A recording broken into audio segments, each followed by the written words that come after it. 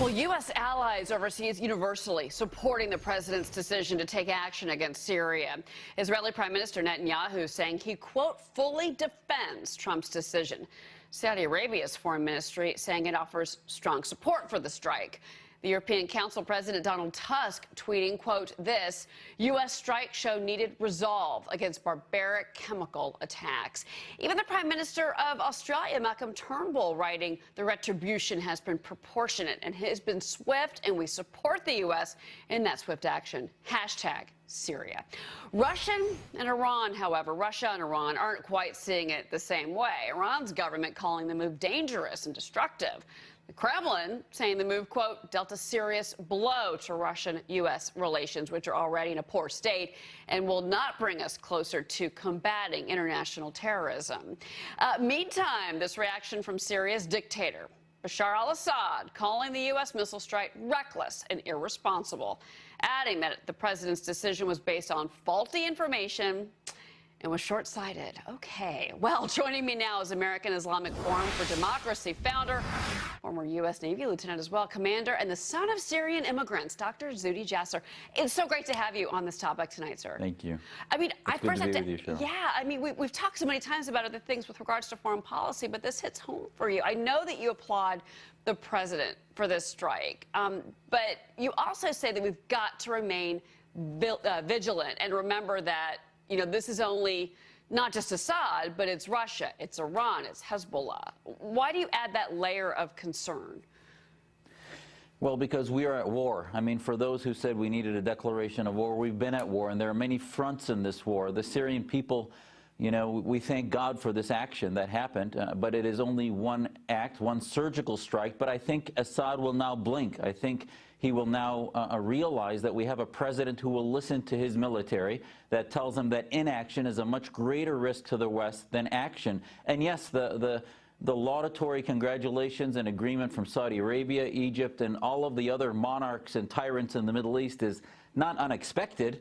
They are Sunni jihadists who have been radicalizing the Syrian population, but they also want to see Assad go. And this is why it was a big deal that the West, the most moral military on the planet, did this, because if it had been done by Saudis or Egyptians, it wouldn't have had the same effect because they also have corrupt militaries. But for the West to do this, it sends a message that the free world will not sit back while genocide happens, while tyrants who use the same methods that my parents fled in the 60s, where the Syrian military learned its population control of decimation and carpet bombing from the Soviets, that era is going to at least be stopped through a peace through strength type of pushback, if you will. And that's why this is such an important turn. Now, what's a bigger strategy? I don't know. We need to wait and see. You know, it's interesting because last night on the program we had General Jack Keane, and I pushed back a little bit against him. He said, well, of course, if anything happens, it hadn't happened at that hour. You know, he said, well, we've got so many allies in the region, the Saudis are ready to act and do something. And I was like, really? Because where have they been through all of this? You and I have talked about this before. I mean, what about the wealthy nations of the Middle East? What about Qatar? What about the UAE? Why don't they step in more to stabilize the region?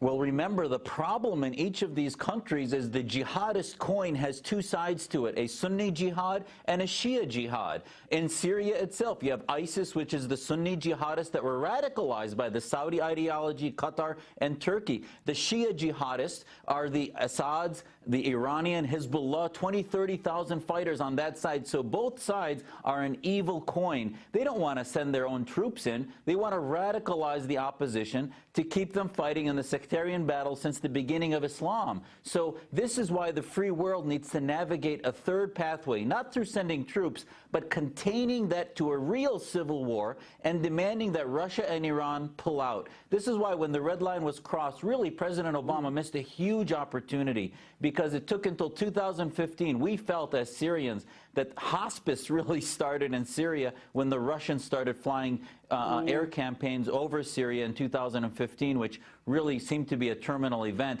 Maybe now the needle is shifting more towards a third pathway as we finally saw an act happen from America. Your parents are Syrian. Have you talked to them? I know you still have family in the region. How do they feel about the strike last night?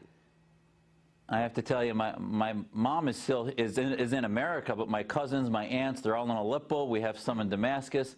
I can tell you they want to see an end to this conflict, but there is no end with Assad in power. So anything that decreases his assets, anything that contains him and starts to help the opposition at least have areas of no-fly zones to see a light at the end of the tunnel is a brighter day for them. So they saw the force of good come, and they thank God for what happened last night, and they're hoping for more. Oh, certainly. I think a lot of people feel that way. My Syrian contacts as well said that this morning.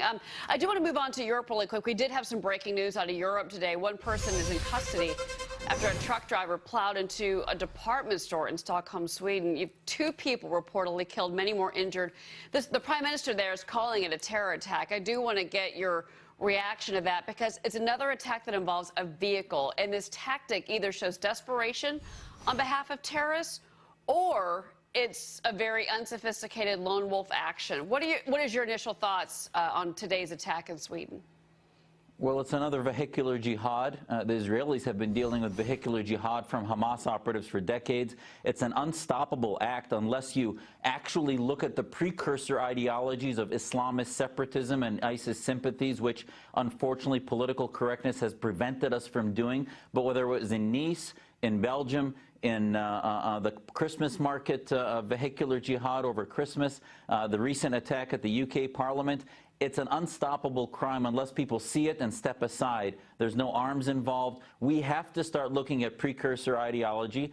As the president said, Sweden has a problem. As the international security apparatus there said, they have more ISIS devotees in Sweden per capita than almost any other EU country. So we have a problem, and we are at war. And one of those fronts is not only Syria, but Sweden, France, and the United States.